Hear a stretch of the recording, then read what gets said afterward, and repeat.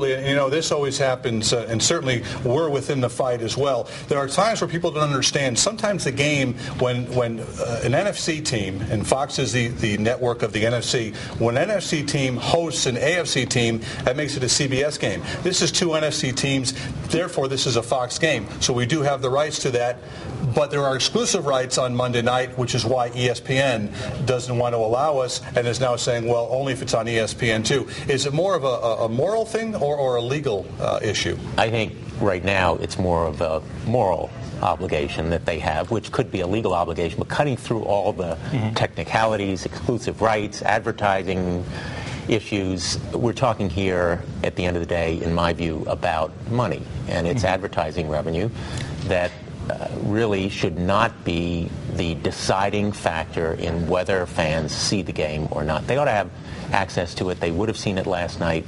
Let's enable them.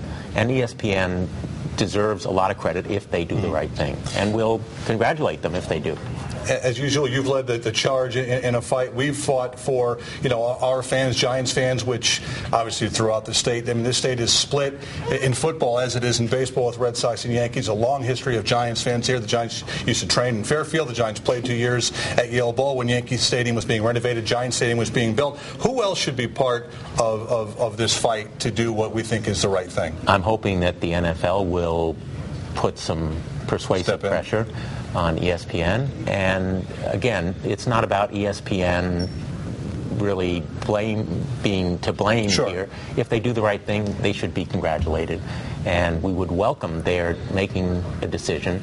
And we would side with them. If there are legal issues they have to surmount, we'd certainly be on their side, because at the end of the day, it's the fans here. Oh, absolutely. And the fans are always the ones that they should be the first in line. They're always kind of last. The game will be shown in Albany. Last I checked, Albany is further from New York City than we are. And as I mentioned, we have a long history of there's a tradition of Giants games being seen here. And again, I come back to the basic, irrefutable fact. This game would have been seen last night, but for these extraordinary circumstances. It's not like we're making a new rule or a precedent.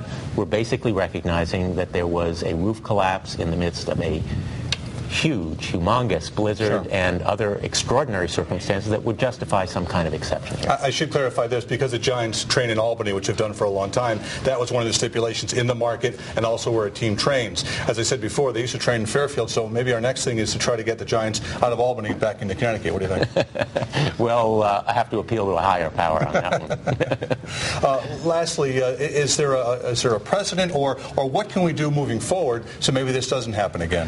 I've actually mentioned the idea of legislation that might make sure that fans are best served by all of these rules and technicality. I'm not a great believer in government intervention for its own sake, but if there is a larger lesson here, maybe we need to learn from it.